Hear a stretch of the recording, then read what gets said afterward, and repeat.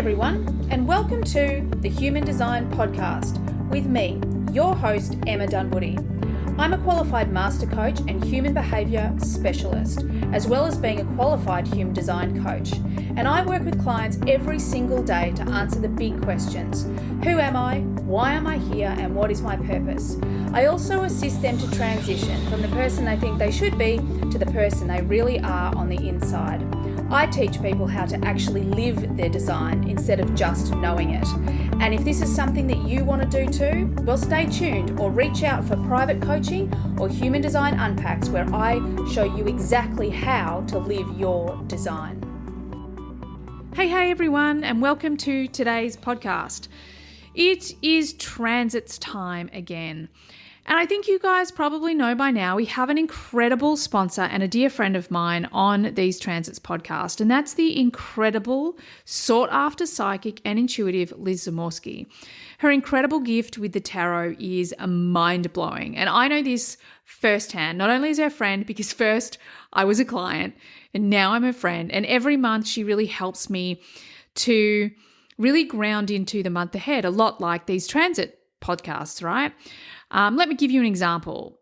When she did my year ahead at the beginning of 2022, we talked a lot about this time of the year and how I would be building a team, or at least adding to my team. And all of that has come into reality. It's manifested into reality. And it's been incredibly helpful having her insights, not only at the beginning of the year for the whole forecast, but each month really having her ability to tap into the energies of what are coming, and there's been so much confirmation of what I'm feeling. So being able to trust my own intuition, my authority, what I'm feeling, and being able to make decisions that I feel really good about and confident in has been amazing. And her support has really helped me build even greater trust, faith, and love in myself, which has been so super cool.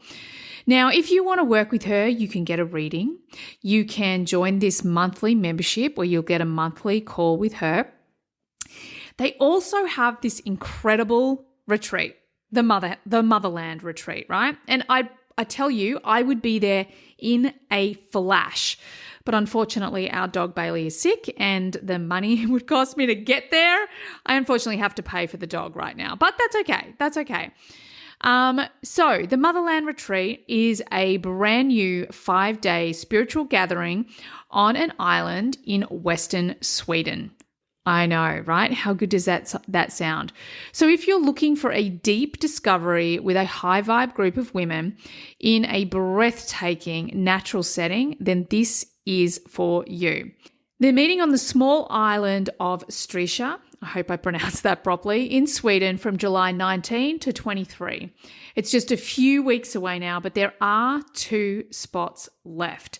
So if you're super quick, you'll be able to snap one of those up.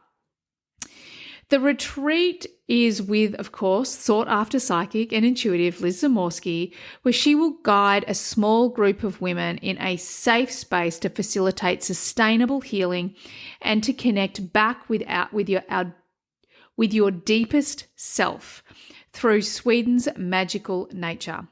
And you're guaranteed to have a lot of laughs doing it. Liz will lead the group through deep tarot readings, unique workshops and rituals, Reiki, meditation, and also on the agenda is a spiritual berry picking walk. Oh my God, I wish I was there. I love a bit of foraging. Daily cold water plunges, intuitive art, a poetry walk, and a lot of laughing, crying, and bonding. Oh my God, I'm so in.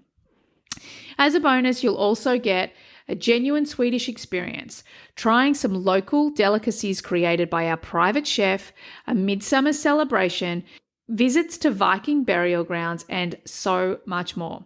So if you're looking for deep clarity, if you want to connect with other spiritual women, if you want to draw new power from the ancient landscape, journey to Sweden and be the author of your story.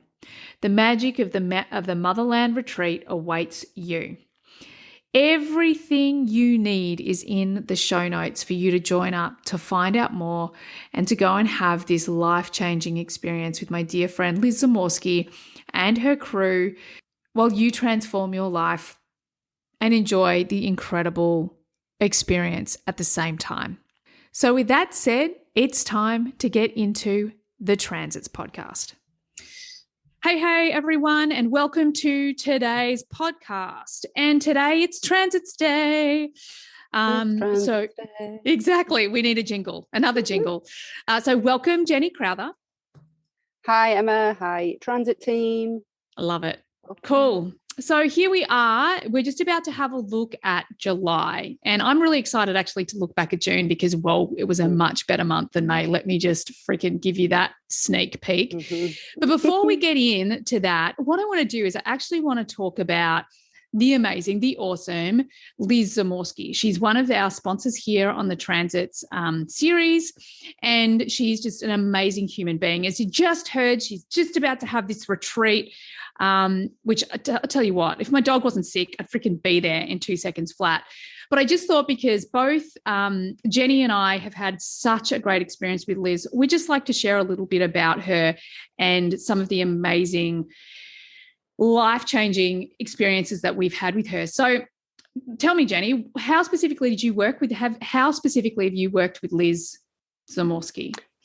So I was, I can't believe I'd got to 44 years of age and I'd never even looked at the tarot.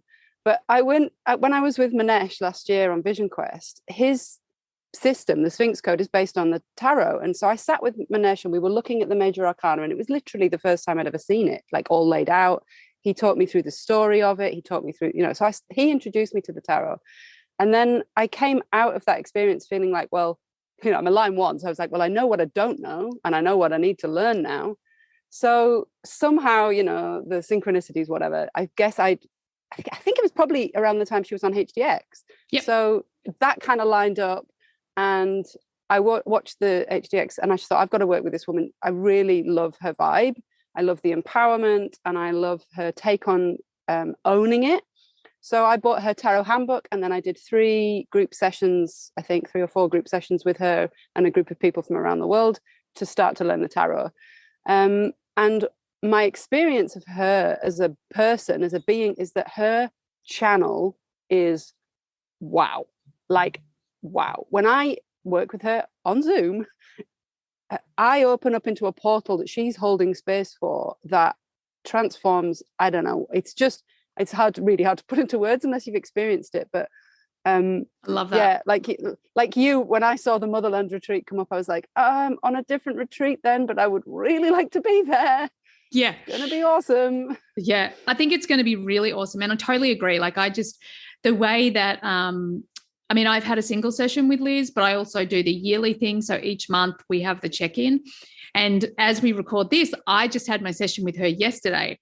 And you talk about her channel being so clear. Oh my goodness. Like the things that came out of her mouth, it's like there's been such a massive shift in my energy in the last month, which we're probably going to talk about. There's been really significant changes, massive expansion. And it was just so beautiful to hear this confirmation after confirmation after confirmation as we went through this process. And I totally agree. One of the things I love about Liz is that she comes with no ego. She's this very honest, authentic, raw, beautiful human being. And everything that I've done with her so far has been super amazing. And I know with this retreat, it's going to be incredible because they're doing so many different things. It's not just tarot. There's Reiki involved. There's like cold plunges. There's being in nature. Like it's going to be an amazing group of women that have a life-changing experience. And I really wish I could be there. I know. Okay, so next year, we'll go next year. Done. I'm in. Let's all go. Exactly. So if you're sitting out there and you're hearing this and you feel that spark, like, yep, I'm curious, or yep, I want to respond to that, or yep, I'm excited about that, or that's a rabbit hole I want to go down, please go check out the show notes, the details, because it will be amazing. So let's do it. Let's get into the transits. I'm going to let you drive for a little bit, my friend. And then I'll just respond as we go. Yeah. Wow. June, man. I know May was really tough for you. Actually, June's been kind of tough for me. Just in terms of, we were just talking before we hit record about how despite nearly, how long have I been in this experiment? 6 years. I've been in the experiment 6 years. Despite that, I just really overworked for a month. So I'm really tired. But I was so immersed in the transits actually that the pattern of retreat life, which is a group of guests more or less come in for 6 days, and they've been kind of more or less corresponding to the sun moving gates, that each group has brought almost the theme of the gate in with them. So it's just been like super fascinating. Yeah, it's been so interesting to watch this. So, I mean, during Gate 35's transit at the beginning of June, transiting Gate 35, Neptune was already in Gate 36, where it's on a long transit. So it brings the channel of, I'm going to just keep saying transit, it brings the channel of transitoriness. And I was transitory during that time. Like I literally was driving for the first 3 days of it, moving location like into a different spot every minute. And then when I got here to my new location, I still didn't settle until the last day of the transit. Like I parked my van in one spot and then it wasn't the right spot. And then I moved my van and then I couldn't get electric. So eventually, by the time that 6-day transit of the channel of transitoriness had finished, I had transited and settled into a new place, which I was like, this is super interesting. Like, wow. I know a lot of people will experience that energy as an internal desire to be, somewhere else. But I was actually, because of my natural alignment to the transits, it coincided that I was actually moving all the way through that transit. Yeah, I love that. And one of the things as you were speaking, I was like, oh my goodness, I'm pretty sure that's the time that I had more of like an emotional, energetic transit, like I was just kind of, I knew that was the point where all the really big challenging stuff was really starting to fall away and I could feel this new energy coming. So for me, it wasn't so much the physical transitoriness, if that's a word. It was that real emotional and energetic. Like I felt that constant movement, that almost unsettledness, but it was a really good feeling because it was like, oh, I'm going somewhere new, but I wasn't really going anywhere, just energetically. Yeah. Yeah. And I wonder, like, this is a panel of two, like we don't know evidentially, but I wonder if someone who's defined in the emotional center with Gate 36 to find whether it's likely that it's more of an emotional experience for you. And for someone like me, who's not at all either of those things, whether it just plays out in the world, Yeah. Yeah. Interesting. Love it. Answers on a postcard. Yes. The following week, the sun goes into Gate 45, the gate of the gatherer, gathering with your tribe. And really, that was my first time back with my tribe for nearly 3 years. We last saw each other in 2019. Suddenly the gang's all back together, and the magnetism of Gate 45, like I spend a lot of time alone, usually, even if I'm in a group situation, but I could not extract myself from the group. I wanted to be in every yoga class with them. I wanted to eat every meal with them. I wanted to hang by the pool with them. Like I just never wanted to, I was like glue with the group, just like, I'm gathered with my tribe. I'm never leaving. I love it.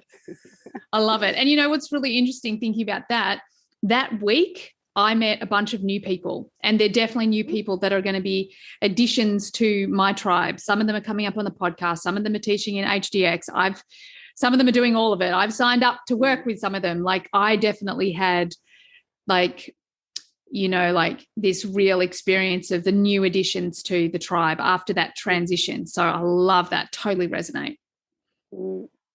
Yeah, and again, like your kind of inner environment, my kind of outer environment, it's really interesting. Huh? Yeah, cool.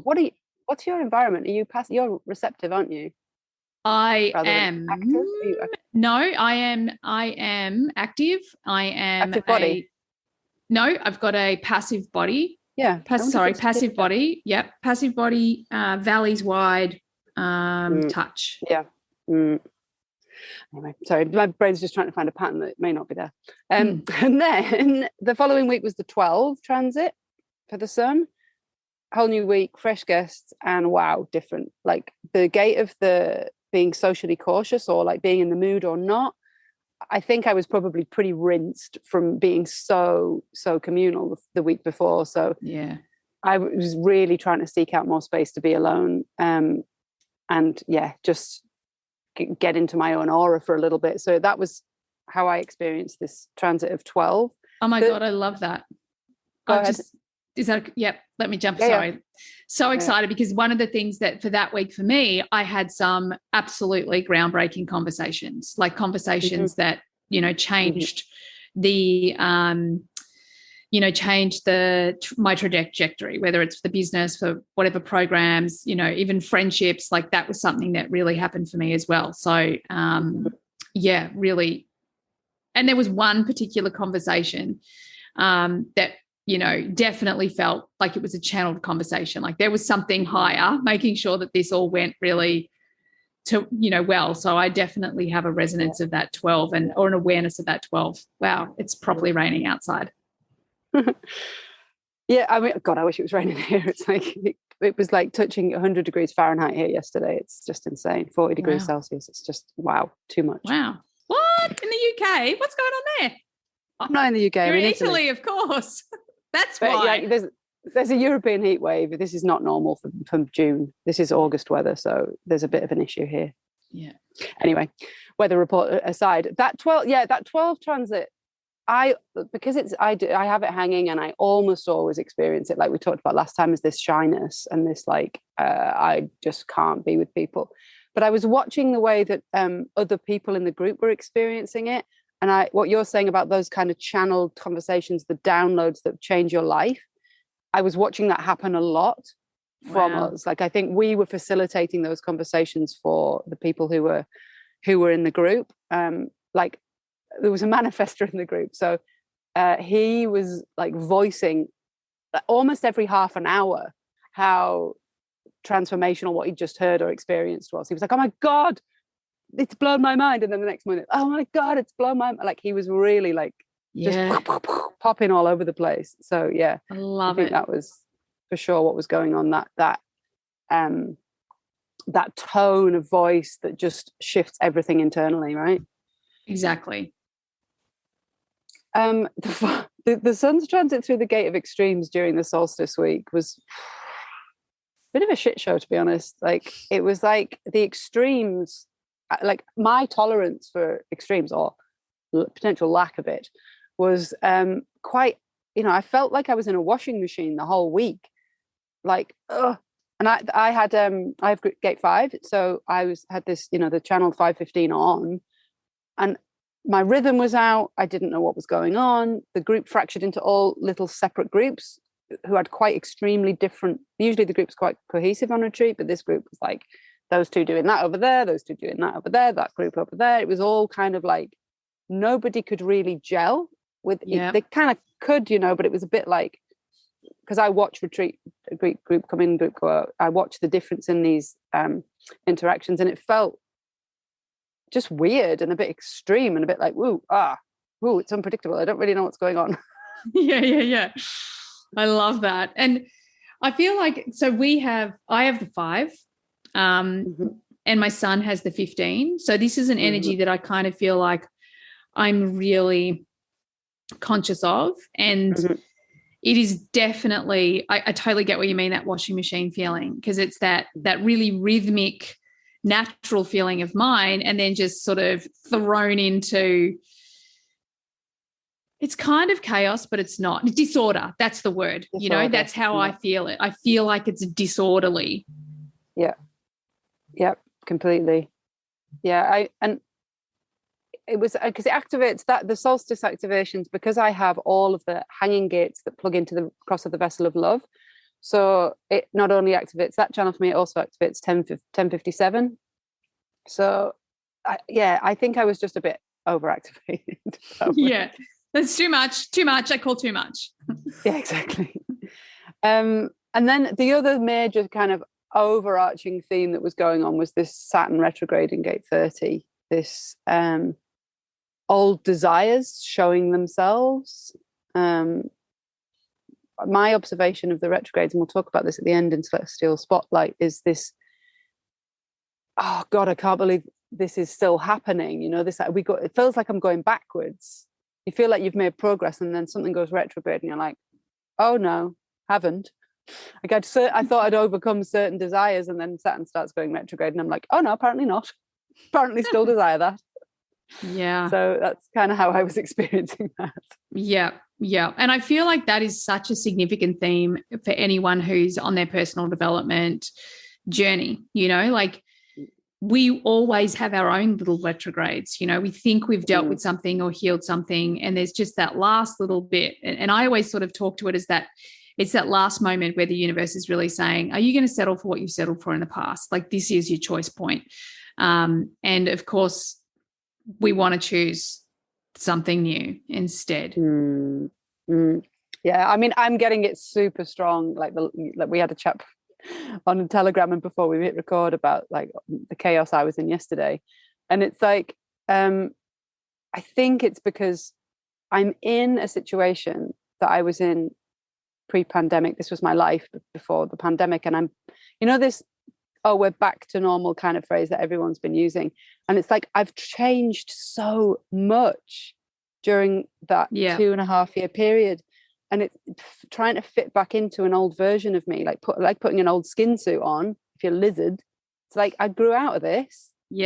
So it's really interesting. The way that I used to operate compared to how I operate effectively now is quite different. So it's a real, this like what I used to desire, is it still what I want to desire? Like we're recording on the new moon, so there's also, like for me, I'm also Cancer rising, so it's the new moon in Cancer. So I'm just like personally today in this real feeling of like, wow, maybe I have to let something go. I don't know what it is, but there's a clarity that the old ways don't work anymore. The old restrictions, the old boundaries, and this is Saturn, right? The old restrictions, the old boundaries around me limiting myself by what I think I want is maybe not serving. Yeah. So, yeah. We'll see. We'll see how it pans out. Yeah. Very exciting. So that's been June. Much better month in my world. Much better.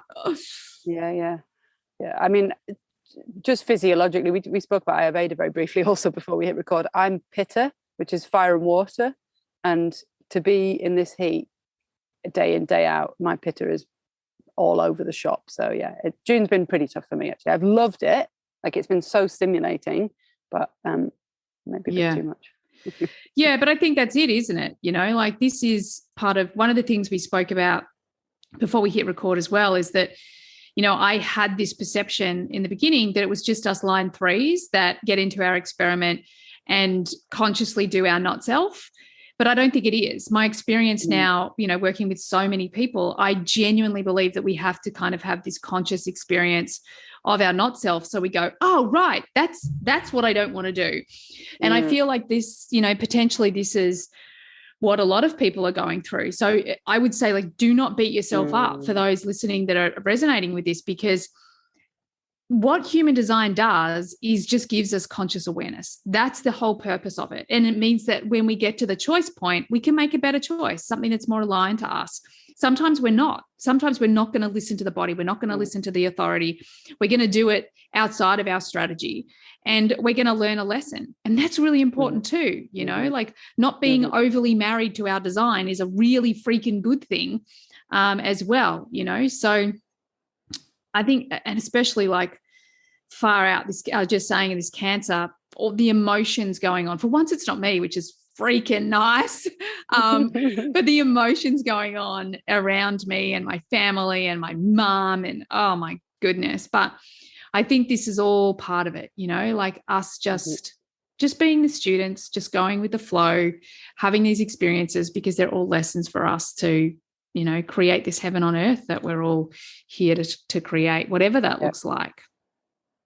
Yeah. And I think, I think that the design and the strategy and the authority and all of the things, they're bang on in my experience, but we're not always ready for all of it. It's like, baby steps. We can integrate only as much as we can integrate. It's like, we have to take it slowly. This is why it's a process, like a 7-year cycle and then another 7-year cycle. And it's like, we're just in the process, and we're just using human design as a lens to help us through the process. 100%.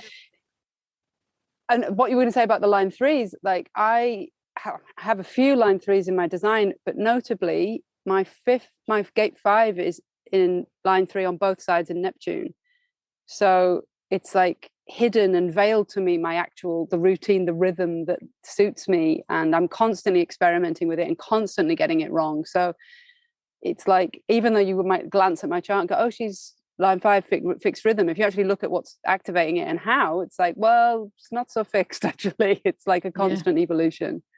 Yeah. And I think that what's so important, and this is such a good point, I feel like I'm talking about it all the time, but I don't think we've spoken about it here for a long time, is our entire journey with human design is all about discovering what's true for us. Like it's all well and good going to me or to Jenny or to any reader or getting your chart done by someone else. But the real magic in human design is actually running your own experiment, discovering what's true for you. How do you express that?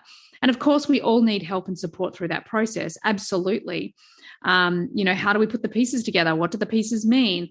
But one of the things that we also have to be willing to do is be willing to be wrong, to be willing to go back over it, to, spend more time contemplating, whatever the case may be. I know for me, I've recently, in the last couple of months, gone back down the Gene Keys rabbit hole, and there is so much there that is blowing my mind. And I've been there before. I've done that before, but I wasn't the human I am today. And I think this is one of the things we have to understand, is that whether it's the human design or the Gene Keys, we are talking about frequency.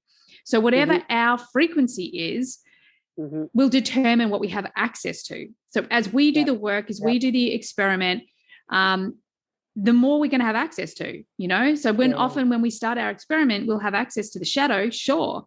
But the more we're here, the more we're listening to strategy and authority, the more we're going to get access to these higher expressions. And that's been one of the things for me where I'm like, oh my goodness, I have unconsciously, although my energy seems to be very conscious of this, I've unconsciously created a life, a business, relationships, all sorts of things that are completely aligned to my design. I didn't go out and think my design and make myself live that way. I actually just lived in alignment with my strategy and authority, got it wrong a lot of times, did a lot of experimenting because that's my profile, made sure I healed myself because that's my profile. And then I allowed a lot of it to sort of fall into place.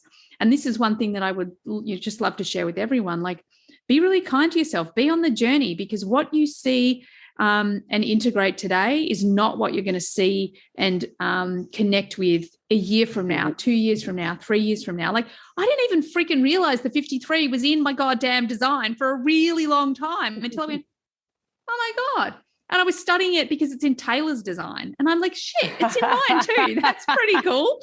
So really trust your learning process, I think, with your design as well. Well, with everything, just trust the process is just the way it's meant to be. Yeah, I mean, like, I'm going back over the original prophecy, the Bantuk tablet thing, all the crystals of consciousness stuff. There is no way I could have taken that in when I first started learning about human design. Yeah, I was not on that frequency at all. I couldn't have grasped the concept of being on a fractal with a different crystal. Like, it's just like, oh, I'm rereading it like, oh yeah, now I can take this in. Before, I was just nowhere near. So it's like, yeah, you're right. It's not done. I think there's this kind of, a lot of people, and certainly me included, used to have this frequency of, I just want to get it done. Yeah. Probably an open route thing. Yeah. And it's not about that. It's just about opening myself up to the point where I can actually receive and land and integrate and get at a level the information that I'm taking in. And that means going back over it time and time and time again. Yeah. I love it. So shall we talk about July? Well, otherwise we'll just be here till the next 2 hours chatting nonsense. Quite happily. Okay. So we ended June, as in we're now at the point of recording, we're in the last week of June, and it's the 52, 58, 2 root gates. 52, as you're looking at the body graph, is in the root pointing at the sacral on the right-hand side. This is a format energy for the collective logical circuit. And the 58, which is on the bottom left-hand side of the root, is also collective logical, but it's the fuel for the stream of taste. So we've got 2 collective logical circuit gates as we're going into July. We're also going to continue with this theme of 2 root gate pairings. So I looked at this thing as like a whole. So May and June, we went through 7 of the root gates with the sun. And then we get this focus on the root. So I was like, why might that be? Like, why might we have root fuel in the middle of a throat process?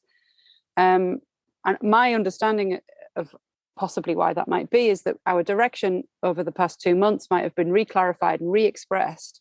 And we need reformatting, because these are format energies, right? Particularly the 52 is a format energy for this circuit. So I like to think of us as like our software maybe has had an upgrade and we actually need the hard drive to be reformatted. We need this like new pulse to kickstart all that intention setting and all that clarification that we've got over the last 2 months. Perhaps we're being reformatted in what we feel compelled to do. I was in a one-to-one session with a client a couple of days ago on the first day of that transit of the 52, and she pulled the Hermit card for the 50, like completely unrelated, but obviously not unrelated. And it was the key card for her journey. And I feel like that was kind of like symbolic, because like my take on that for her, and then possibly extrapolating that out for all of us with this, what we're in now as the 52 transits, is anyone that's not taken their hermit time to heal is going to need to do that.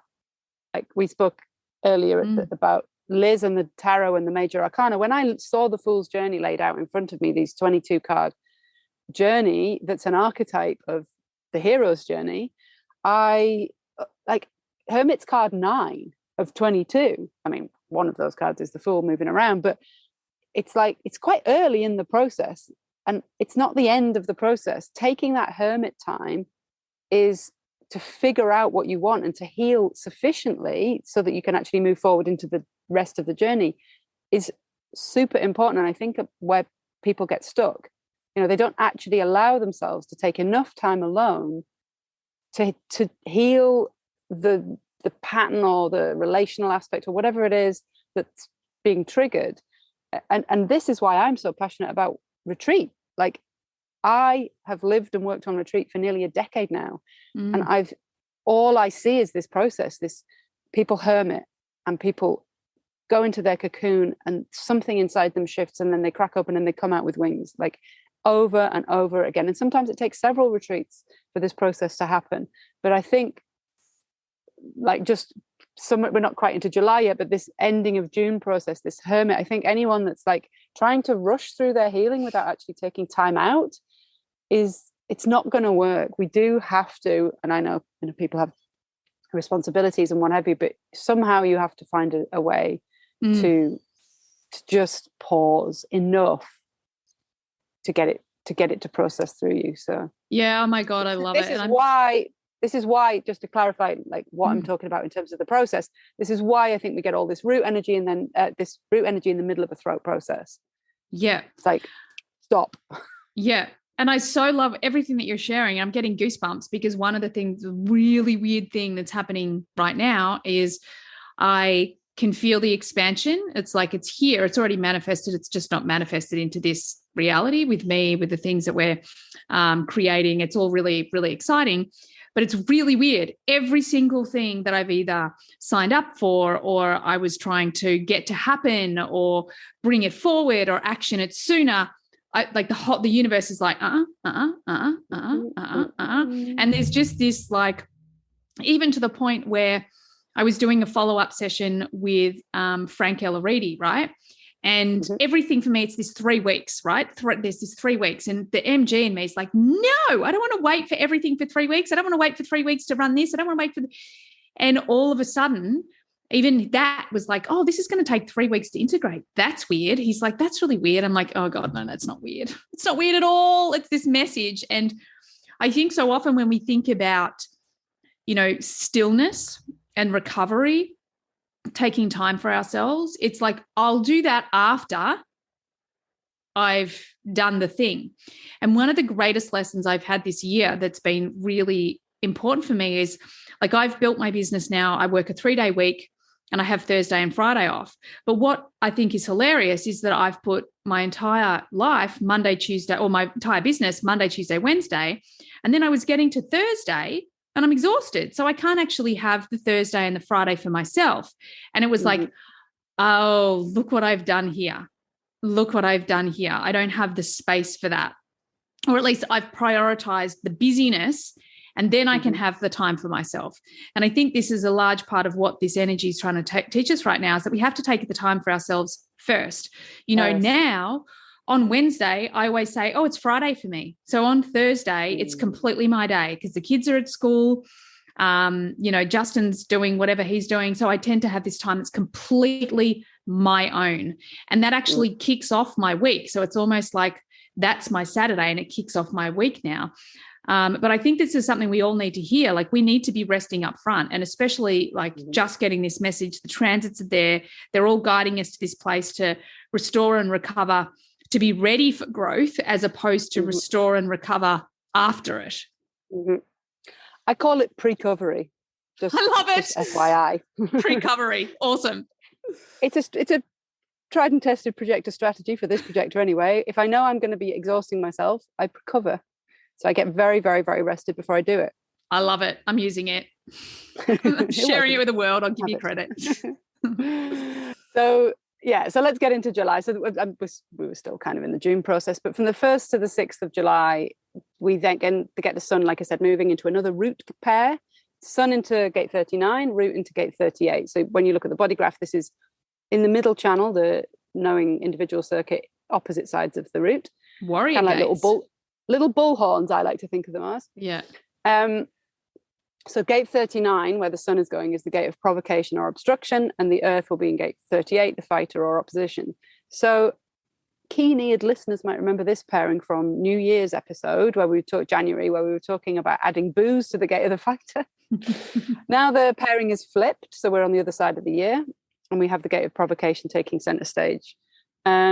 So like, what might this be doing? 38 is the fuel for the stream of intuition and the energy to struggle to find meaning and purpose in life through challenge. And 39 is the fuel for the stream of emoting and the energy to provoke others and see how they react. So, I mean, we all know this energy. It's the pushing your buttons energy. It's the sibling or the parent or just the one person in the world that can get a rise out of you.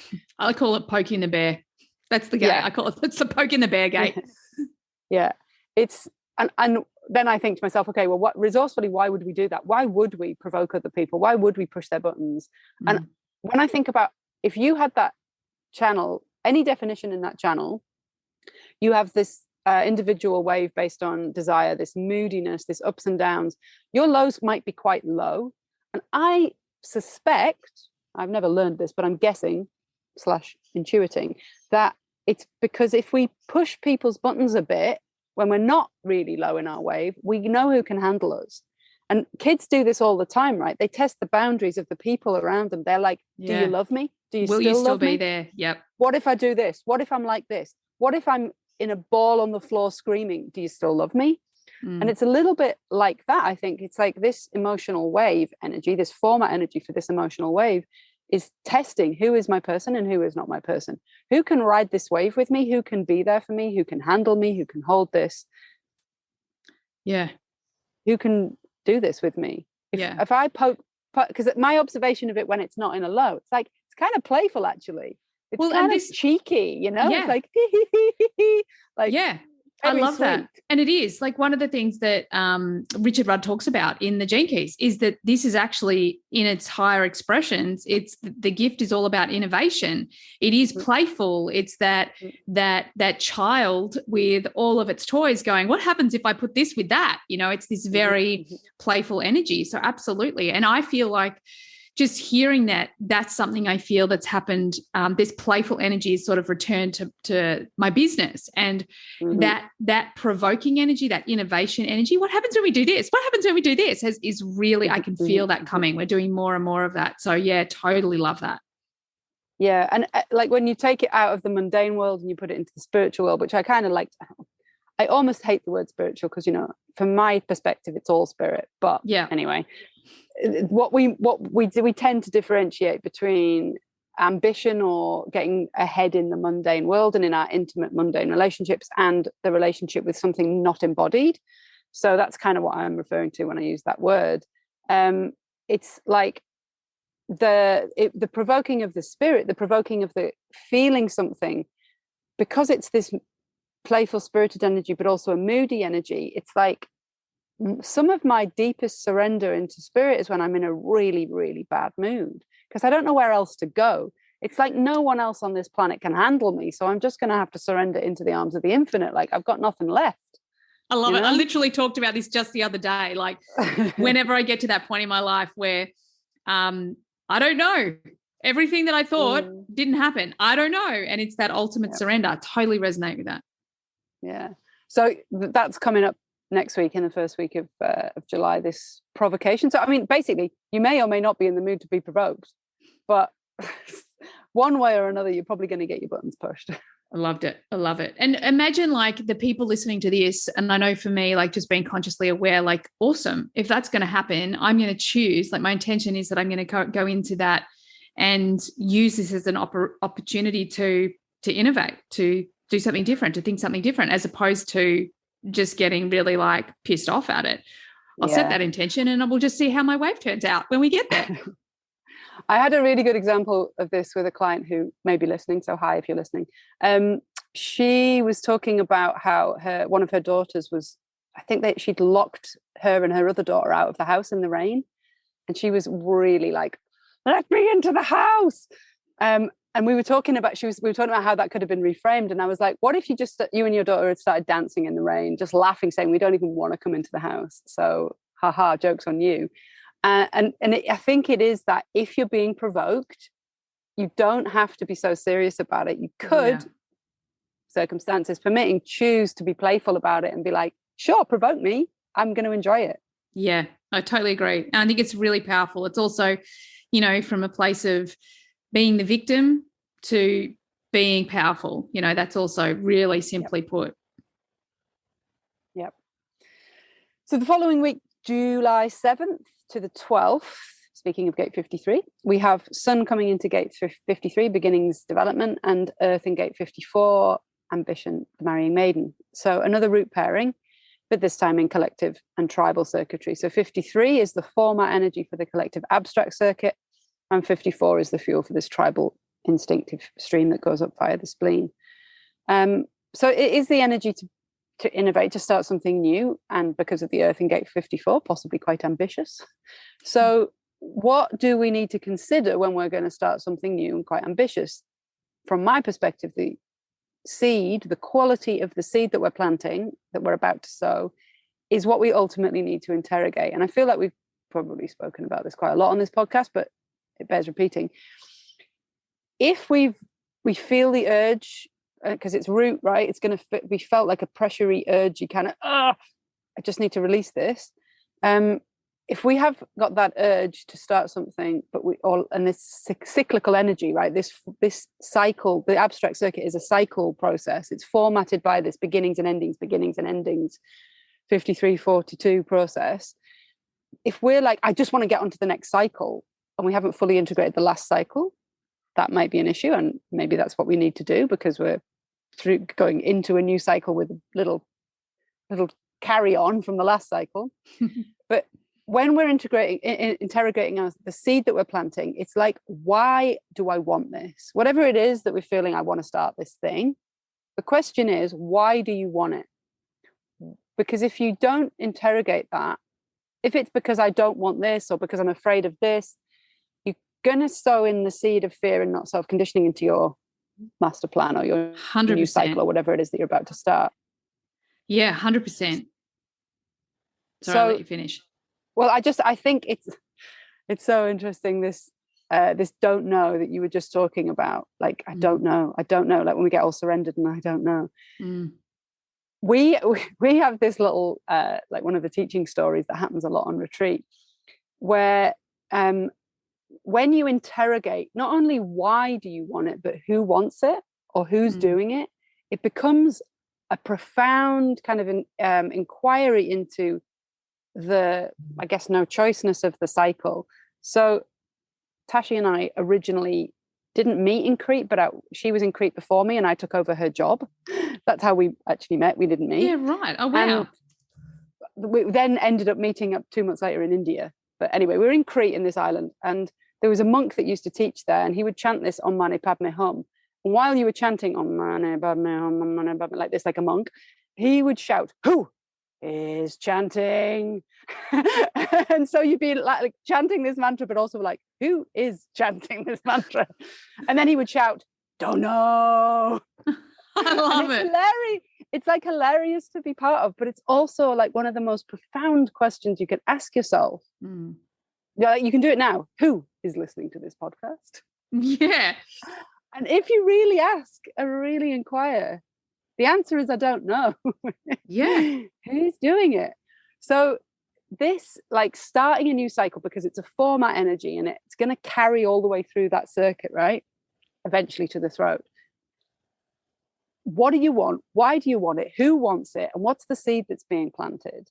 Yeah. So that when the life force is moving through us through this channel, we've taken some of that not self out of it. We've taken some of that fear and ambition for ourselves out of it. Because my understanding of the gate of ambition, the earth gate in this case, the gate 54, is that it's an ambition. It's a tribal ambition. It's an ambition for all of us. It's not selfish. It's not like I'm going to step on everyone to get to the top. It's like I'm going to succeed so I can lift other people up with me. And that, 100%. And look, one of the things that I love about this as well, and just listening to you speak, like the shadow expression of the 53 is all about, and this is a question because, again, it goes back to us talking about the 53 within the business. And we actually have this policy within the business because 53 is prominent energy within Taylor's chart. So we have this, like, every time we start something new, we have one very simple question that we need to ask ourselves. Are we creating this from love, or are we creating it from fear? Because in the shadow state, we're doing the new thing from this fear space instead of doing it from this love space, from creation, from excitement. And yeah, the 54, bang on, the shadow expression is I'm ambitious for self. The actual alignment, the gift is exactly that. It is all about I am aligned to a higher vision. And that higher vision is something that's going to support the tribe.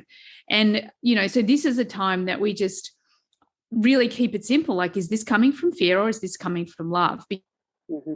Because if it's coming from love, everything that you said, like, we're going to be kicking off something that's incredibly powerful as long as the seed that we're planting is coming from that place of love. There's also this gate of beginnings, the word beginning. When you interrogate that word, what could possibly be beginning? Everything is beginning now. Always, ever. It's like quantum time is not linear time. It's like every single fraction of a moment of our lives is a brand new beginning. Everything is arising spontaneously out of the quantum field. Every single moment. It's always a beginning. And it's only our pattern recognition software that says, oh, this has happened before. This is a part of a repeating cycle. But when you really look, every moment is brand new. So the mind has this past map and this future projection, but it's actually like, no, it's brand new, brand new, brand new, brand new, beginning. 53 for me is always active, right? Yeah, I love that. So anyway, I just thought I'd have a little ramble about... I love it. Ramble away. About monks and quantum time in that segment. That instantly made me want to be there. I want to be there. I want to experience that. So moving into 13th to the 18th of July, we're now coming back to the throat process. So we've had these process through the root, coming back into the throat to finish off the throat process in the rest of this quarter 2. So gate 62, the sun moves into the gate of details, and the earth in 61, its programming partner, the inner truth. So preponderance of the small is the gate 62, the irrepressible attention to factual, logical detail. It's the eye that sees every tiny little detail, little thing. I'm going to quote from the book, the definitive book of human design, about these two gates. 62 says, it is designed to name, concretize, and communicate a visual pattern. When you address complicated situations with clear, appropriate, and well-organized details, your opinions increase our understanding of the world. 61, its programming partner, where the earth will be, is the pressure to know, to unravel the mystery, and to inspire with unique moments of absolute recognition. So these two are my designs, Sun Earth. Can anybody tell? Look at the Wheel of the Year documents. That is the 62 and the 61, routinely organizing and structuring into a visual pattern to increase an understanding of the mystery in others. That is exactly what 62, 61 do. They make things like the Wheel of the Year. Oh my God, I love that. Can't make this stuff up. You cannot make this stuff up. It's like when I was looking at this yin and yang halves of the year, the perfect symmetry of the mandala, and then this, because it's 62, it's a projected energy. I waited 6 months till I shared the second Wheel of the Year. Like, it wasn't until it felt like it was appropriate and the time was right and it was recognized, and I was like, okay, I think I might release this second document. But that I share an incarnation cross with Ra, and he also did our gates are flipped, right? He was 51 57, I'm 57 51, and vice versa. But the same process is at work in the cross of the Clarion, where there's, in his design, 61 62, bringing the visual pattern of the mystery, like as if human design, the body graph, isn't exactly that. The great mystery, what is life? Oh, let me give you a visual pattern that you can use to decode it and make sense of it. I love it. So good. Yeah. I think also, I had a little look at because 61 for me is in the first line, so it's 61.1, and so is 62, obviously, because they're my profile, 5-1 profile. So the activation of gate 62 in the line 1 is the ability to organize detail through fantasy. And the Wheel of the Year 2 came through me imagining, what would it be like if we got rid of the Gregorian calendar, completely restructured our year in human design mandala terms? Like, if everyone suddenly got into human design all across the globe and we needed a new calendar, a new way of honoring the cycles of the year that makes sense from a human design perspective, what would that look like? Well, that was the project, right? And then that's what the Wheel of the Year 2 came out of, was exactly what the line 1 is saying. The ability to organize detail through fantasy. I had a fantastical imaginational moment of what would that look like, and then the 62 61 went blah, blah, blah, blah. It would look like this. Ta-da. Oh, I love it. I love it. And this brings us full school. Like, you didn't try to do that. You didn't learn your design and then try to implement those themes. Nope. You surrendered to your design, and that's how it expressed itself. I love it. I was just kind of in the mood for it, and because I'm splenic, it's like, what are you in the mood for, body? What do you want to do? And it's like, I want to get loads of bits of paper and draw circles on it and then try and map all this information onto it. I'm like, okay, let's do that then. It's like, it's a joyful project. I love it. I have to do this, otherwise I'm not fulfilling my design. It's natural. Yeah, I love it. I love it. I love it. So July 19th to 24th, Sun in gate 56, stimulation or the wanderer, Earth in gate 60, acceptance, limitation. So pattern recognition time. We've just had gate 62, which when you look at the throat is on the left-hand side at the top of the throat, coming down from the ajna. The body graph then stimulates the other side, the 56, coming down the collective abstract. So it's like collective logical, collective abstract. When you look at the Wheel of the Year 1, you will see that that's always the pattern. Logical, then abstract, straight after each other. So back in May, we had gate 16, followed by gate 35. That one, then that one. Now there's 62, followed by 56. Coming up next, there will be 31, followed by 33. So it has this pattern where it always brings collective logical, collective abstracts next to each other into the world. Why would it do that? She asks herself. I love it. Because we need both. It's like, the collective logical looks at a broad statistical pattern, I would say. Logic is this, generally speaking, this is true for the majority. It's that kind of language. It's like, here is the factual spread of data, and the mean expression of that, or the peak expression of that, the one that affects most people is this. And so it offers up the broadness. And then the opposite, the abstract, says, but what about the personal, individual human stories that might not fall within that logical pattern that you've just expressed? What about this person or that person? Or what about me? Like, we're both. We have the ability to have broad patterns and the ability to have individual stories within those broad patterns that don't fit. And we have to honor both. And our society doesn't necessarily honor too much the abstract. It's much more involved in the collective patterns of logic. But I mean, that's breaking down for sure right now. 100%. But we both worked in advertising, right? So we both know that when you're creating campaigns, you have to put enough logic in there so that the mind has something to tell other people as to factually, logically why it made the decision. But actually what you're really doing is appealing to the individual and their emotions to get them to latch onto a tribal kind of, oh, I need that or I'm going to die. Or, exactly. I need that. I don't freaking need anything really. Not much anyway. Logically, you don't need much, but like in terms of the felt sense, there's all kinds of, so it's like this. I had this conversation with a retreat guest last week. I was doing her chart for her. She was mostly abstract circuitry. I think she had 6447, gate 11. So she had this whole thing through the head and ajna of abstract circuitry.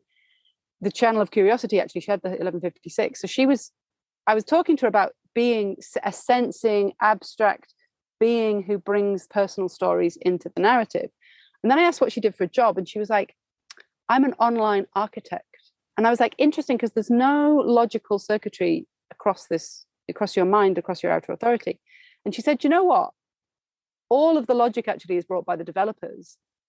I'm the one, my unique role in the process is actually to consider the quantitative human aspect of whatever it is we're developing. So it's like, even though she was just misidentified as being a logical, like when we actually interrogated it, she was like, no, actually, I'm not the one that does that. That's what the developers do. They do all of that. I'm like, yeah, but what about the actual person using this? So yeah, it's just how, like I see this a lot, and I'm sure you do, Emma. People identify as I'm a logical person because they're working, for example, in a logical industry. But when you look at their design and then you actually say, do you though? Do you do that piece? You say, actually, no, I don't do that piece. No, that's not my bit. I do the other bit.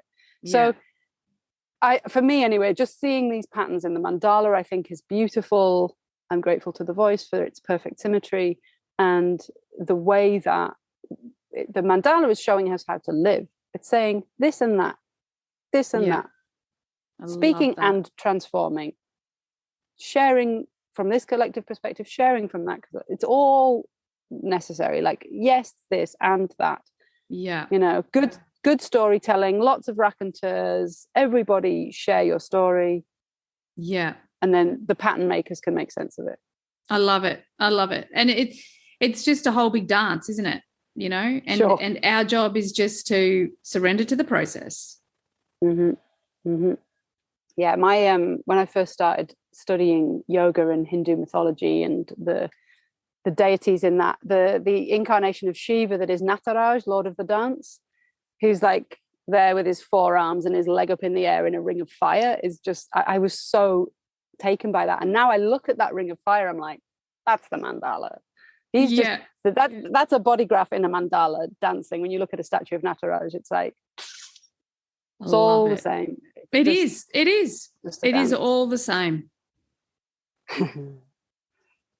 So finishing up July 25th to the 30th is more throat gates, sun in gate 31, leadership or influence, earth in gate 41, contraction or decrease. So like I mentioned, in the same way that the 62 is bringing the logical from the ajna to the throat, 31 brings that logical circuitry up from the G where it's been percolating in the body. From the monopole to the throat, you know, this gate is designed to have an influence on collective direction rather than collective thinking. You know, 62 is like, let me influence collective thinking. This is saying, let me influence collective direction because it's coming through the G. I'm going to continue using myself as an example. Love it. Because bring it. Because I have the channel 31-7, so I have the channel of the alpha. It's a projected throat gate. It can only really have effective influence when it's been successfully invited and recognized to do so. What happened here? You invited me. I accepted the invitation. I wanted to do it. And so the invitation activates all of my projected throat gates, actually. Like this long-term open invitation that I have with you and I that is continually reinforced by you and by people who listen. I'm getting continual recognition. Keep leading, please. Keep leading, please. Yeah. So when I'm asked to share my vision for the collective, it's going to have an influence because of the energy of this gate. I know that I have an influence on the people listening to this podcast because they tell me that they have an influence. Yeah. But they tell me that I should keep doing it. I even get people sending me private messages. Please don't stop sharing. Please keep sharing. So in terms of the mechanics, this isn't for me to build a big ego on. This is for me to understand the mechanics of how a projected throat gate and channel like the 731, this collective logical leadership influence in the world, is supposed to work. It's supposed 100%. To continually be invited and recognized so that it knows to keep sharing. As soon as that recognition and invitation drops away, I know it's time for me to stop sharing, because whatever it was that wanted to channel through my G is done. Yeah, I love it. And I don't know if you listened to the podcast recently where I interviewed Frank Elleridi. So he's a self-directed projector. Yeah. Same deal, right? It's exactly the same deal. Like, he was living a life where he was just constantly invited. And that's the key. And I think so many projectors get stuck in, oh my God, but how do I get invitations? You don't. You go and love yourself and understand how you feel the best version of you, and your invitations will just come. You know, I often use our metaphor of this podcast because it's so incredibly powerful. And we didn't try, you know, like we didn't try. We just followed that, you know, our design. That's all we did. Yep. And I think that's the beauty of it. Like, there is so much juiciness. There are so many invitations for projectors. All you got to do is take your attention off trying to get them all the time and just do you. And that's going to really shift that energy.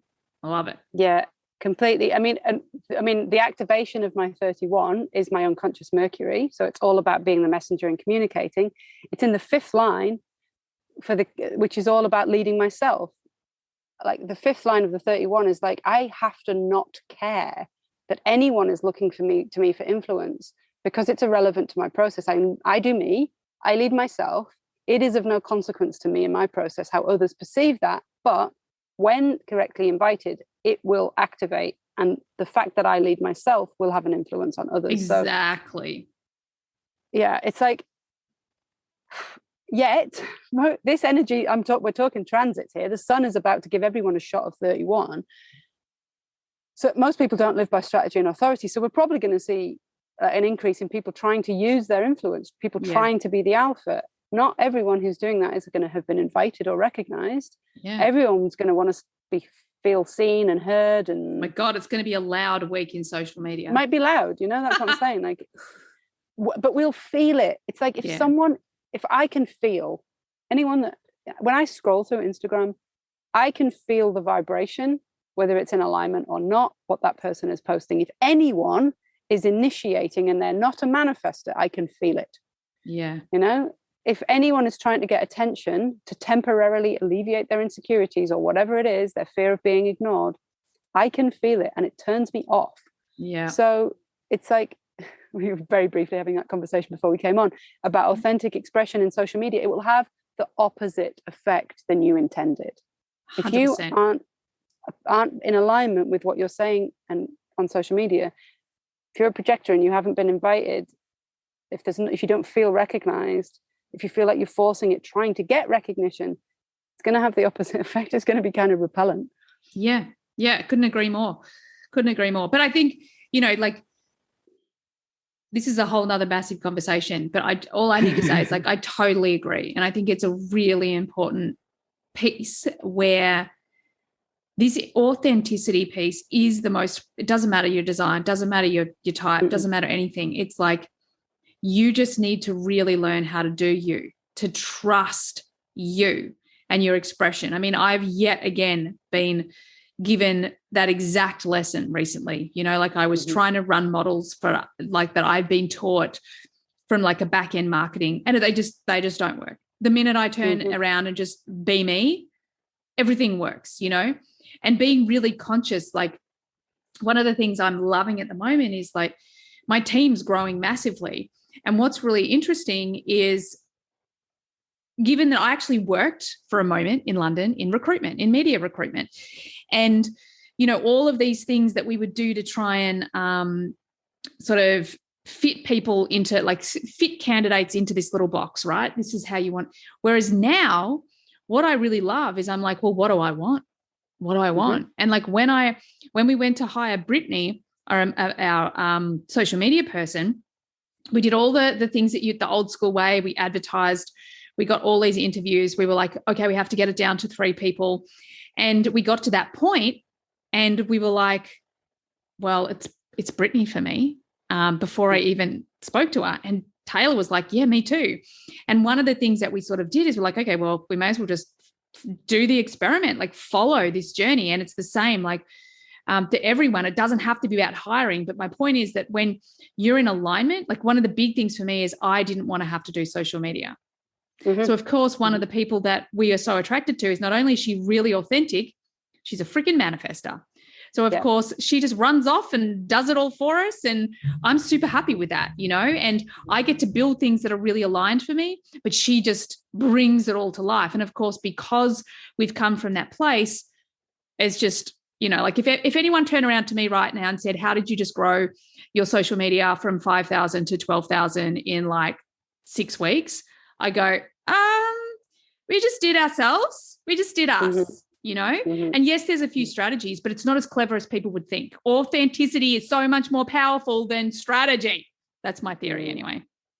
Yeah. And I think, you know, the sun transiting the gate of influence. I mean, I'm not entirely sure why so many people want to have an influence, because it's a big responsibility actually to have an influence over others.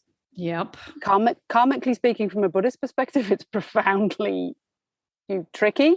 Like the influence that you have over others has an impact over your destiny. So if you have a negative impact on others, you carry that energetically as a weight. So if you're convincing people to do stuff that's not in their best interests, it's going to carry a weight. So like from my perspective, I'm literally an unconscious influencer because this is an unconscious activation in my design. But I'm also very, very clear about I take my responsibility very seriously because of the energetic impact that this gate has. So I think that week, it's just like, be really careful with what you say and how you're trying to influence other people, because ultimately it rebounds back on you if you say something that's for personal gain and it has a negative impact on other people. Yeah, totes. You know? Totally resonate. Great wisdom. Word of caution for the end of July. Thank you. Noted. July 31st, we move into gate 33, but assuming the invitation remains open, I will cover that on the next podcast. Of course it's open. Well, I don't take it for granted. I never know. I reckon if this stopped, there would be a massive uproar. Like, it'd be a revolt. Exactly. So no, that won't be happening anytime soon. But this is our what is this? This is the July podcast. This is our 1-year anniversary. This is like we've done a full year, Em. Oh my God. Happy anniversary. Happy anniversary. And it's so we weird. Made it. Yeah, as you've been speaking, like this whole episode, it's just that image. Like I can actually remember walking down the street. Oh my God, I can't remember the name of the town, but I can see everything in northern Queensland. I was waiting for my lunch and I sent you a voice message going, I got this crazy idea. I want to do a transits podcast and that's not my thing. But would you even consider something like that? Yeah, that's so cool that was just over a year ago. That's so cool. Happy anniversary, my friend. Oh, isn't this nice? Yeah. May there be many more years to come. Exactly. If only we could just duck out to celebrate together in real life. Oh, one day. Stop one it. Day soon. Okay, one day soon. Good. Mm-hmm. Good. I mean, I love virtual friends, but like real hugs are the best. 100%. I was going to say, I just can't wait to give you a big fat hug. I know. Okay, on that romantic note, let's move on to Celestial Spotlight. I love it. So it's retrograde season. Retrogrades is the vibe for the outer planets. Saturn and Pluto are already retrograding in gates 30 and gate 60, respectively.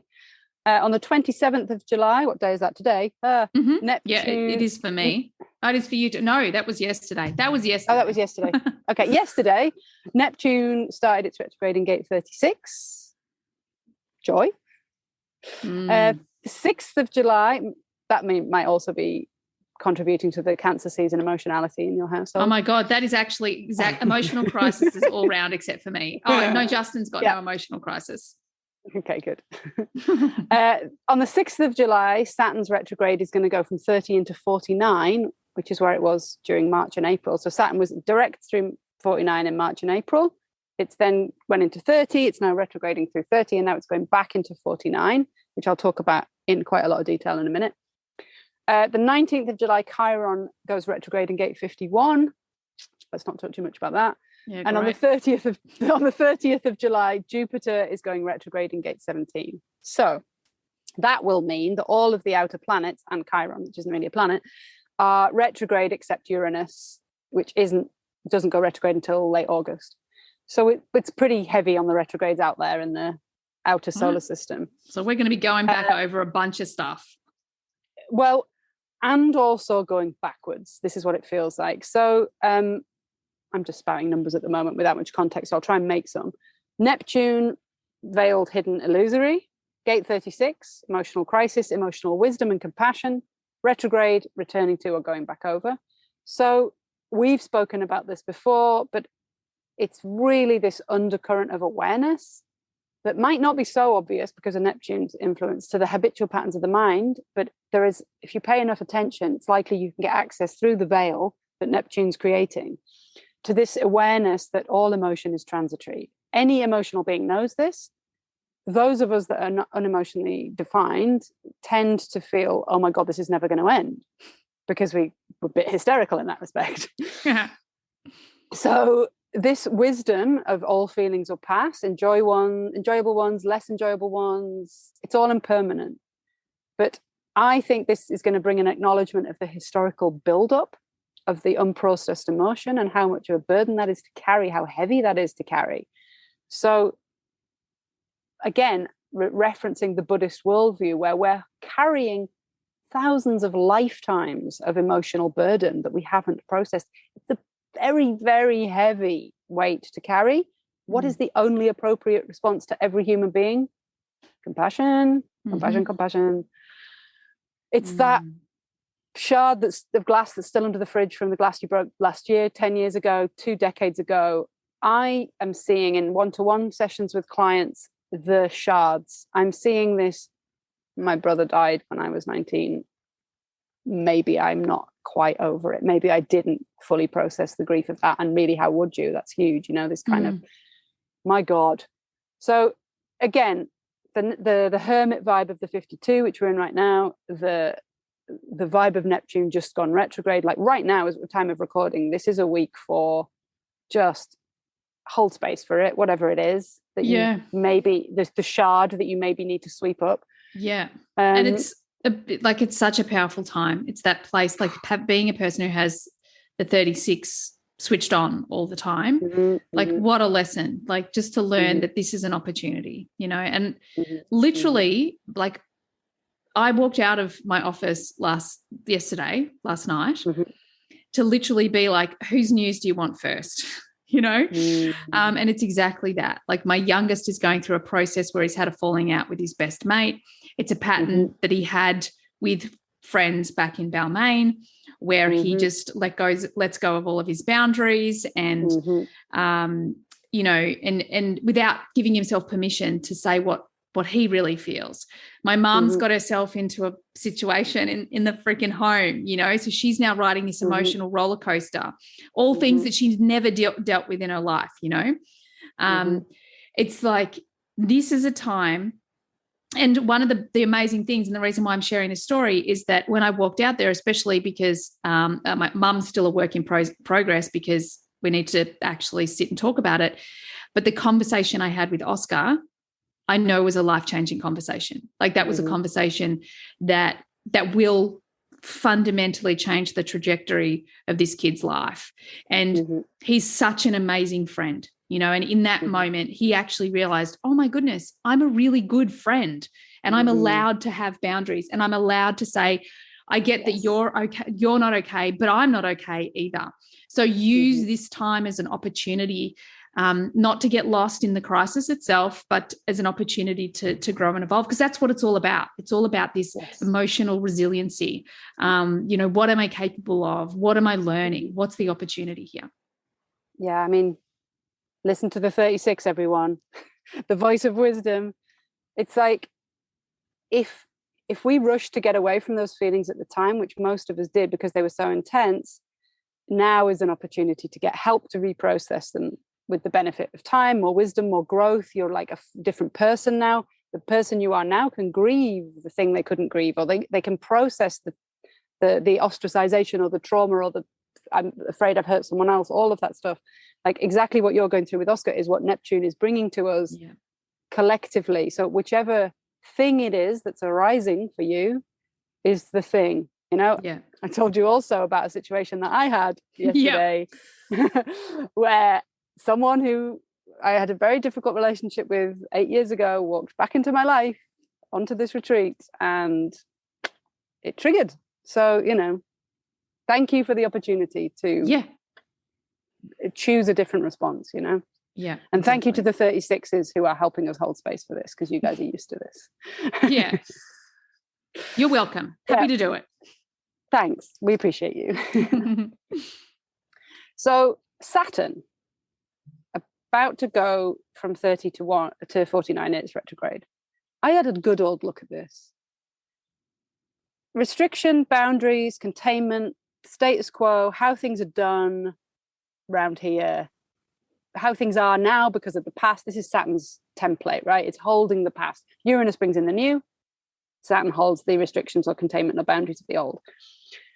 From the 5th of May to the 5th of July, Saturn is in gate 30.1, recognition of feelings in the face of restrictions, and the composure, which is line 1, to maintain balance in the face of disorder. Let me say that again. Recognizing how you feel in the face of externally imposed restrictions or Saturnial imposed restrictions, and the composure to maintain your balance in the face of disorder. So even though it's becoming more and more of a shit show out there, life is not what we imagined it to be, turns out, gate of the fates. We had all these high ideals, reality check. Saturn is bringing us the composure with line 1 activation to not lose it. Even though it's like, wow, we thought we were here, turns out we're not. That's the emotional crash, right? The 4130, it's like, we're progressive, we've got all these freedoms, crash, reality check. Yeah, just went back in time a really long time. Yeah. Now Saturn continues the retrograde into gate 49, principles of relating, the self-created rules governing intimate relationships. The retrograde in this case is going to feel like we're going backwards or regressing. For sure, that's the situation somewhere in the world right now, where progress, apparent progress, and I'm putting that in air quotes, is being rolled backwards. And the reason I just put progress in air quotes is because it implies a linear timeline and a fixed destination. And that's, our mind loves that, but I don't think life's like that. It's this tide cycle. I think of it like a loopy spiral that goes like, well, progress. Oh, hang on, we're back. Oh, wait a minute. Oh no, we have moved on. Yeah. Yeah, absolutely. Exactly. I mean? Yeah, 100%. So it's like the mind is saying, okay, linear progress. Life is saying, no, spiralic kind of fractal kind of washing machine type progress. Yes, we made some progress, but let's retrograde back over that. Yeah. Fascinatingly, I read the Ravi Ching entry for this gate last night. The gate of the political right, it turns out. Oh, the gate 49.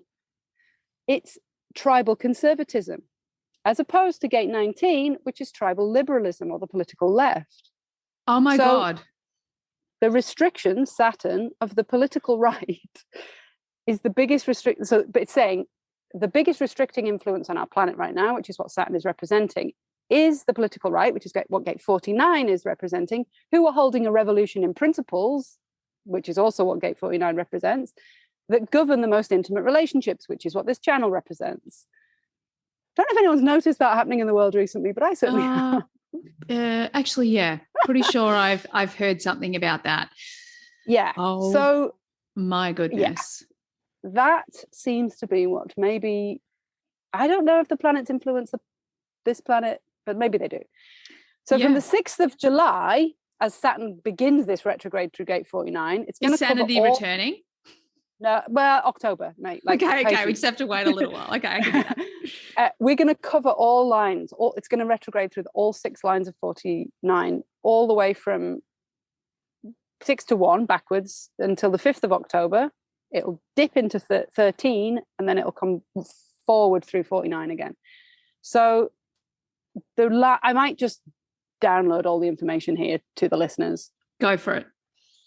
Line 6 of gate 49 is attraction. This is where it's about to go retrograde into. The keynote being the power in revolution in action to expand its support. The power in revolution in action to expand its support. I think that's going to go on both sides. Yeah. One side's going to get an expansion of support. So is the other side. They're both like this was the original revolution. This is the new revolution, or the old revolution, if you like. Yeah. I think we get a bit of time in this. Both sides attracting support for their revolution. Yeah. I love it. And that energy of, there's a lot more people. There's this new, it's like it's going back over to pick up the people for this revolution, for the new revolution. Yeah.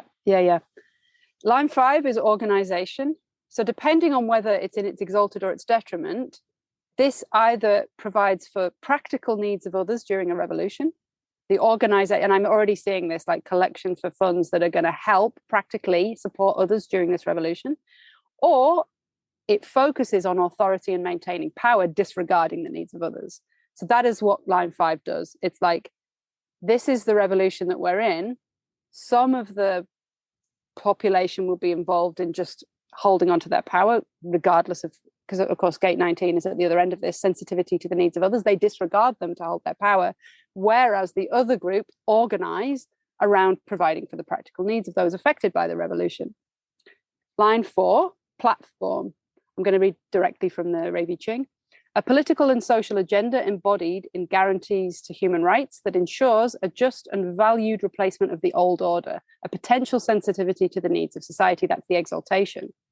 The detriment is promises, only to guarantee support with little possibility of implementation, a potential to insensitively take advantage of the needs of society. I mean, what right? now? Oh my what God. Now? Bang on. I mean, Saturn already went through this gate in March, April with all these lines. It went forward through them 1, 2, 3, 4, 5, 6. It's now going retrograde back through them 6, 5, 4, 3, 2, 1. It's going to go direct through them again later in the year and over the winter. Yeah. Northern hemisphere winter. Yeah. One of the things, like just hearing you speak, like what it really sparks in me is like, speak up, everybody. This is a time to speak up. Whatever your issue is, whatever the thing is that you have been afraid to voice your alliance with, bloody do it. Like, this is the time. There is this place where, as we move to the new paradigm, we are moving into individualism. And for us to move into individualism and then work within harmony, because we're whole, we're operating from a full cup, we see the value in ourselves, therefore we see the value in others. We have to actually own the things that matter to us. So this is a time, speak up. Yeah, I mean, according to strategy and authority, speak up. I would caveat. Yeah, I love it. Yeah, you want to make sure that you're in alignment. Yeah, don't let that 31 influence you and just go freaking crazy. Well, right, and like I'm very, very conscious that I do not speak up without an invitation because of my type. Like, it would not land well, and I've done it occasionally in the past. It doesn't land.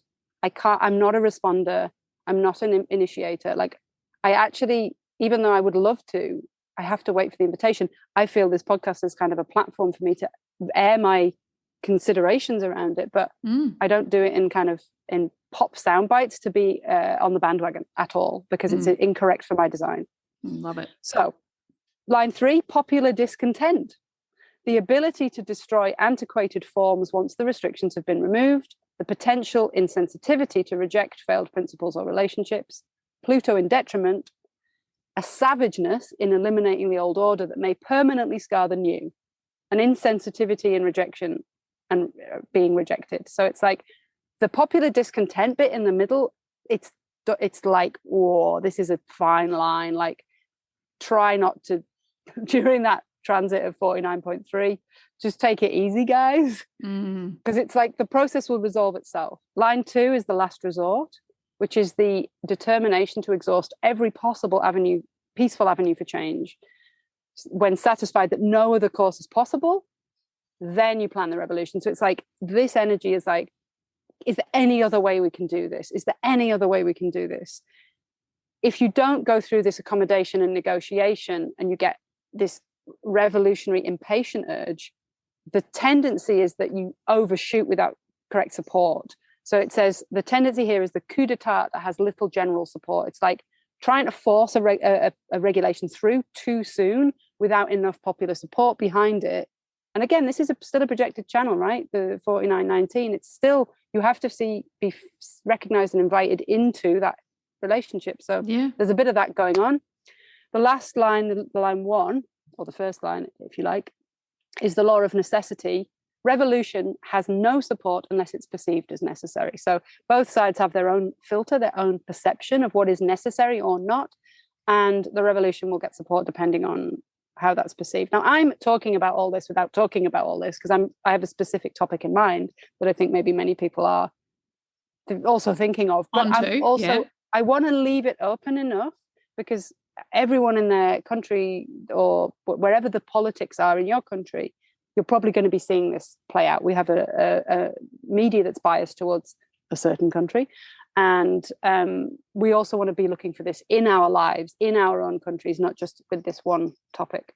Yeah. So basically, whatever agenda the political right is pushing, there will be forces in detriment, enabling them to do that and ignore the needs of the tribe and focus on their need to maintain power. But there's also going to be exalted forces that are trying to maintain sensitivity to the needs. They're trying to maintain this connection to Gate 19. And that means the tribe, as in the whole global family of life, not just those temporarily and currently in power.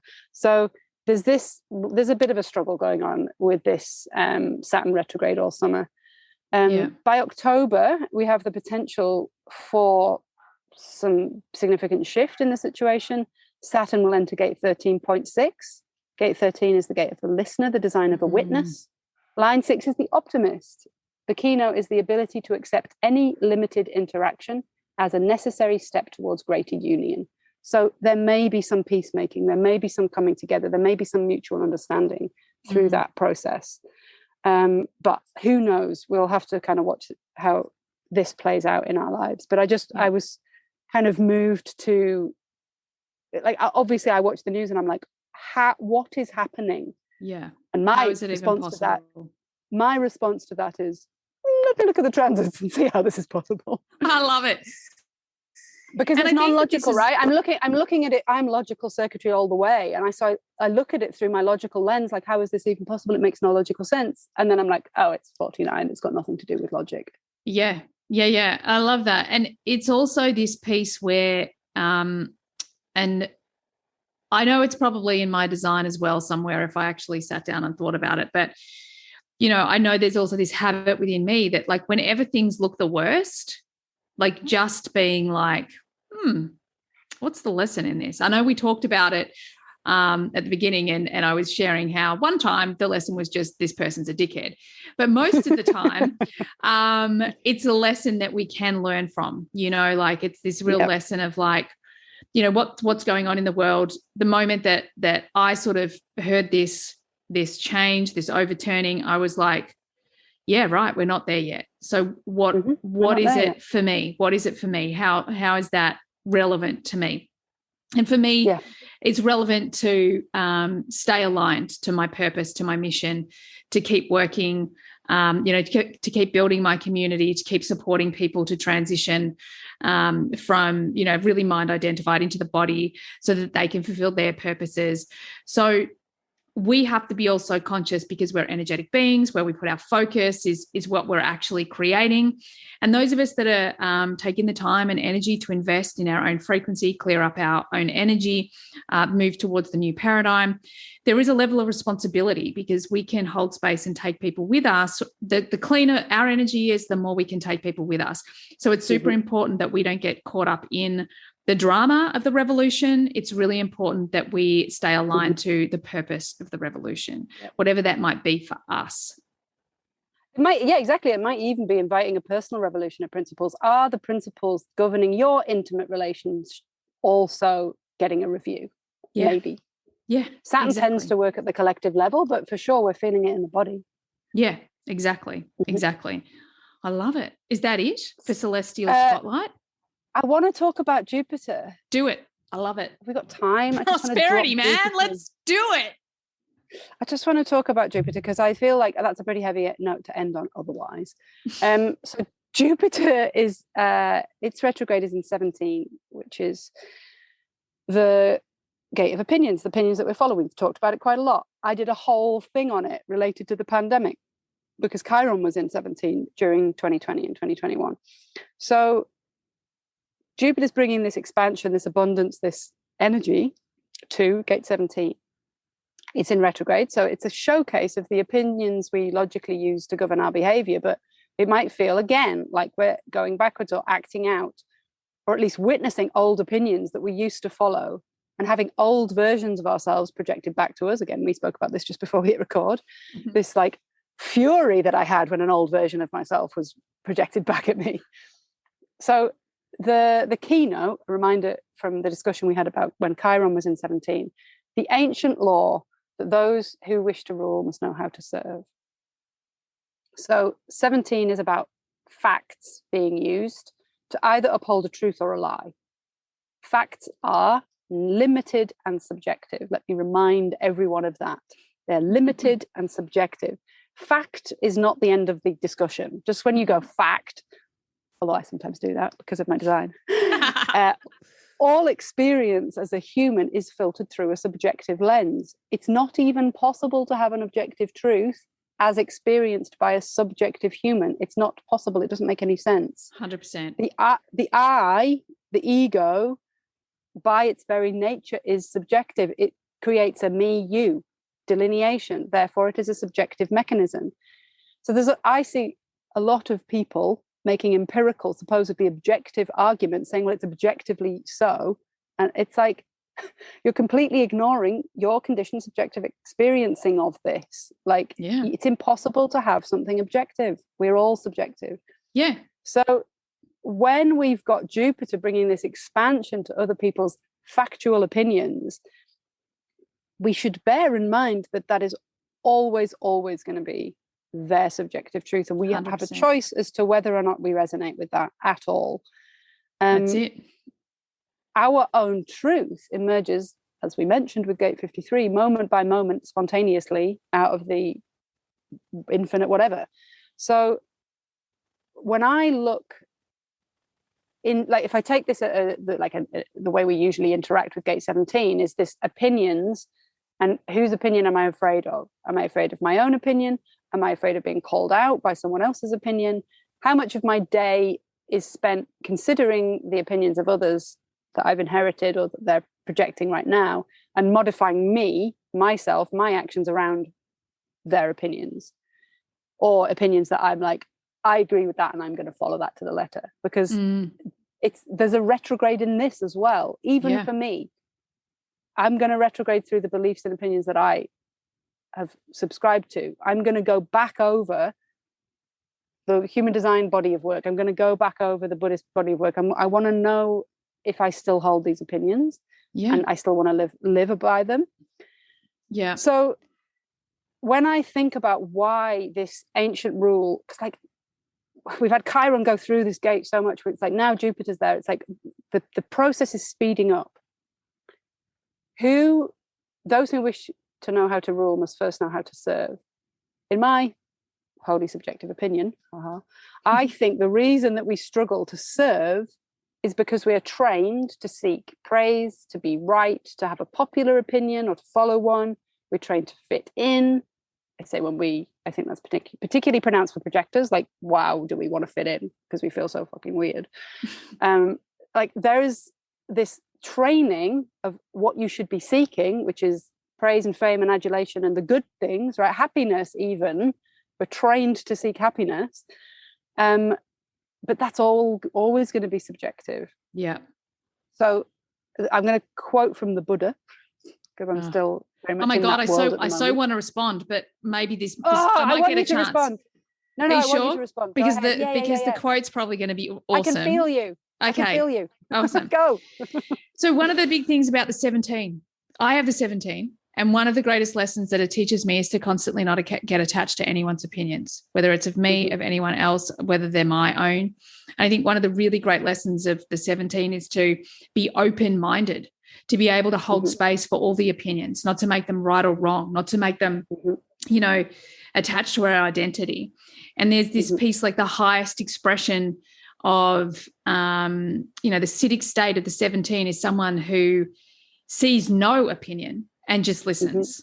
And I think that this is exactly what you were saying. This is what it's inviting us to do, is to, like the thing that we were talking about, that not talking about, even in that space, everyone can read between the lines. They can see where our opinions lie. But this is always like one of the big things for me with the 17 is like, just because you sit on one side of the fence, I've just done, in inverted commas, be open. Just be open to listen to the other opinions that you think are not yours, because exactly what you said, Jen, like we see the world as we are, not as it is. And you never know when you talk to people what that opinion is going to, I don't want to use the word trigger because it kind of has unresourceful connotations, but you never know what that's going to spark. Like one of the things I've always said in my life, like I would much rather sit at a dinner party with someone I don't like, that I can have a conversation about their opposing opinions, than sit next to someone and talk about the weather. Like I like them, but it's the talk about the weather. So I think that this is a big thing with the 17, like really be open. Even though you feel very clear about your opinion, just be open, because you never know what someone else's opinion might spark. I love that you're bringing this in, because of course, when I was writing that piece about the 49, I was very aware of my conditioning. I'm conditioned to the political left. So I'm very, very conscious. Like while I was reading the keynotes for the exaltation and the detriment, I was putting myself in the position of the people who are controlling the revolution right now, the people who are trying to get these things overturned and overthrown. I was trying to put myself in their shoes to feel what it must feel like to have your worldview, because potentially when those laws were passed, their worldview was shaking, and they're like, no, I want my worldview back, thank you very much. And so they're just trying to uphold their balance, right? It's like it's neither one is correct or incorrect. Exactly. Like, it's just conditioned. Their conditioning, my conditioning, they're sitting on different sides of the spectrum, but they basically just want their worldview upheld. Mine does, theirs does. And it's that I believe we are in a progressive world. They don't want to be in it. We just want to uphold our worldview. It's not, neither one is right. Exactly. That's exactly what I was and going that's to say. Controversial. That's very controversial to say, but I think it's true. I believe it's true. There is no such thing as right or wrong. Like we're going through this revolution. We're in the freaking revolution. We're going to stay in the revolution if we continue to make things right or wrong. If we are winning or learning, we're in a whole different world. Like we don't have to agree with each other. We do not have to agree with each other, but we do have to tell our truth. We have to live in alignment and congruence and integrity with ourselves. And when we do that, we don't need to know how we're going to get there, but we're going to get there. But as long as we're creating sides within us, there's going to be sides out there. So it's just that, like for me, the 17 has been such a great teacher, because I contemplated, it's one of the first gates I really sat with. And I was like, and as a kid, I expressed this so wholeheartedly. I could literally listen to anyone and anyone's opinion, no matter how much it was different to mine, and I could hold space for it. And I'd be like, wow, open head and Ajna, like, okay, yeah, right, all right. And of course, I'd walk away and be like, okay, cool, I'm still, I still think this, or maybe I don't think that anymore. But I think this is one of the greatest gifts of the 17, is to just be able to hold space, that none of us completely agree with anyone else. But when we come to a place of holding space, everything shifts. Yeah. I mean, the quote I have chosen is appropriate to this. So here's the quote: gain and loss, fame and infamy, blame and praise, suffering and happiness, these are impermanent, passing, having a changeable nature. Just as a rock is not shaken by the wind, so the wise are not moved either by blame or praise. one who overcomes sense desire, scolding, slaying, and other bonds, one who stands still like a mountain, is unshaken by pleasure or pain. So it's saying gain and loss, praise and blame, same. Like, it's just changeable wind. Don't seek praise. Don't avoid blame. If you do that, you are being pulled by the winds of popular opinion or whatever's going on in the environment around you. Coming back to the keynote for Gate 17 about those who wish to rule must know how to serve. If you can't stand unshaken by praise and blame and gain and loss, you actually are never going to know how to serve others, because you will always be self-serving. You will always be trying to uphold your, like, getting the praise, right? This is 100%. Classic people pleasing. I sacrifice my own truth so that I don't upset you, so that I maintain my position as the person who's like really easy to get on with or whatever. So if you're self-serving, and most of us are, I'm not like, this isn't judgmental, like, for sure I'm very, very conditioned to seek praise, and I don't particularly like it when I get blamed, but I'm now retraining myself that, like most people, something goes wrong, the instinct is to get defensive and to try and like blame someone or something else, rather than actually feel like I did something wrong, because that didn't feel good when I was little, and I'm very conditioned by it. But part of my rehabilitation of this wound is like, I want to get to the point where I would rather take the blame and be falsely accused than be the one blaming others so I can get praised. That doesn't feel good to me anymore. That feels icky. It feels like manipulative. It just feels ugh. So being able to sit in the negative, inverted commas, aspect of it, to sit in the blame and be so happy there, like, yeah, they're blaming me. And sometimes it happens where I fully take the blame and someone else notices that I took it unfairly, and they'll say, you didn't do that. Why are you taking the blame for that? And I'm like, feels better in here than it would if I did the opposite, you know? Yeah. I love that. I feel like it's one of my greatest journeys, you know, that ability to, like, none of it matters. It doesn't matter, you know, like you say, there is no such thing as right or wrong. There is no such thing as good or bad. Praise is just as powerful as blame, or not, depending on how you choose to identify with it. You know, I really genuinely believe this is one of the greatest skills that we can cultivate as a human being, and that is non-attachment to these things. You know, like, we had a conversation before we got on the podcast about something that you weren't happy with. Sure, cool. If that's out of integrity for you, super cool.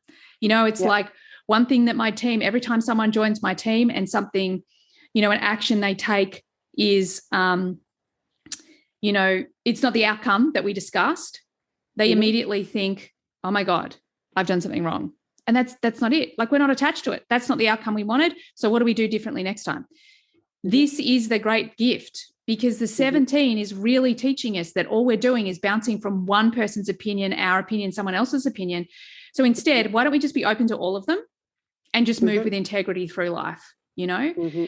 And one of the things that, like, when I was going coaching a lot of private clients through the whole US election, I had clients on both sides of the fences. You know, they had, everyone had very different opinions. And for me, I remember saying to Justin so many times, like, wow, did I learn something today? Did you know? Blah, blah, blah, blah, blah.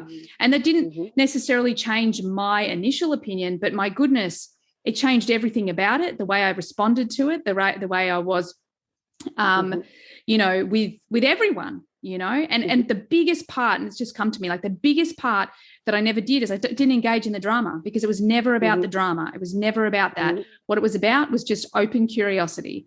I'm curious. Why do you think that? Why do you believe that? And if we could all come from that place, and I'm not perfect, don't get me wrong, like, you know, like every human being, there's good days and not so good days. And, but this is, I just think, I really love the 17. I really think as a human race, it's a massive challenge for us to let down our guard and be open to people that seem so different to us.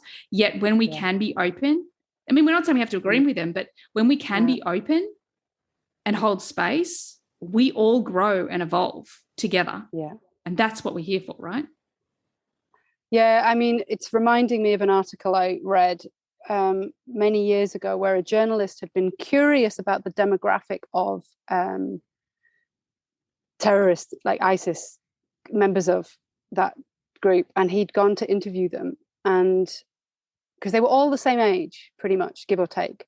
And he was curious about why that would be. And he went and asked them about what was motivating their actions. And they said, we were children when our country was bombed by the US. And our right to practice our religion and our right to live peacefully with our families was taken away from us. And they were like 7, 8, 9 years old, whatever, when this the first Gulf War happened. And that, watching their peaceful community be, I mean, I'm sure it wasn't perfect, but be torn apart by this invasion, it motivated them to try and fight for their rights to live without outside interference, to have country autonomy, to have control over their resources, etc. So, prior to reading that article, I would have been very damning of their actions, but having understood that these are just people who were kids when something terrible happened to their country, and that's motivated them to go to extremes to try and fight for their rights. Like, This is all any of us are doing. Exactly. And this is one of the issues for me that I think is so freaking important. I remember having a family member massively tear me to shreds because I sat across the table and said, now I'm not agreeing with the whole flying planes into the Twin Towers at any point. That act is out of congruence with me. In my belief system, that's wrong. However, have you ever considered the people who did it? And, I would go through that journey of like, what were their parents like? What was their upbringing like? What were they taught to believe? And when we start to put ourselves in other people's shoes, just like what you're sharing, it's not that we say, oh, well, all of a sudden that was the right thing to do. Not at all. But it goes back to that beautiful thing that you mentioned earlier in the podcast, one of what I would imagine is one of your highest values, compassion. It means that we open up to compassion. We stop doing exactly that quote. We stop making other people right and wrong. We actually say, oh my goodness, when I walk in your shoes, I can see where you were coming from. And that I fundamentally believe, like, that's my gate 37. That's my, my highest, that's equality to me. When we can walk in another person's shoes and not make them wrong, even though our values and their values are opposing, we can walk together with those people and say, well, that's your expression. This is my expression, but we're all human and we all deserve to be here. Yeah. I mean, amen. Because the division that's going on right now, that what's the word? This is like explosive. This like absolutely drawing a line, building a wall, metaphorically speaking. It's like that blocking of us and them is not going to get us anywhere. Nope. Anywhere other than into a bigger shit show than we're already in. So yeah, like 100%, we have to be willing to see the limited perspective, the subjective perspective that we are looking at the world through, understanding what we're conditioned to believe is right and wrong, and start to disintegrate it a bit so that we can be, on the same side. I agree. I totally agree. I love that. I think that's a beautiful place to round it up for today. Thank you so much, Jen. This has been amazing as always. I'm so freaking grateful for you every second of every day. Thank you for being in my life. Thank you for being one of my wise projectors. And thank you for doing this for me and for the community, because it's incredibly valuable. Thank you. I'm very, very honoured to be invited, and I love it. So thank you for the invite. Yay. Thanks, everyone, for staying all the way to the end. We really appreciate you. We love bringing this to you, and we trust you're going to have an amazing July as you reflect on everything we've shared today. So thanks for being here, and I look forward to having you on the next podcast. Bye for now. Thanks, everyone, for being here all the way to the end of the podcast. I hope you got lots of value out of it. I certainly had a lot of fun doing it. Could I please ask that you share this podcast with friends if you found it valuable? And also, bonus points, Could you leave a review for me as well on Apple? It would be greatly appreciated. If at any point you would like to be on the podcast, or you've got questions that you'd like me to discuss on the podcast, by all means get on my socials and DM me. Everything you need is there in the show notes. Have an awesome day. Bye for now.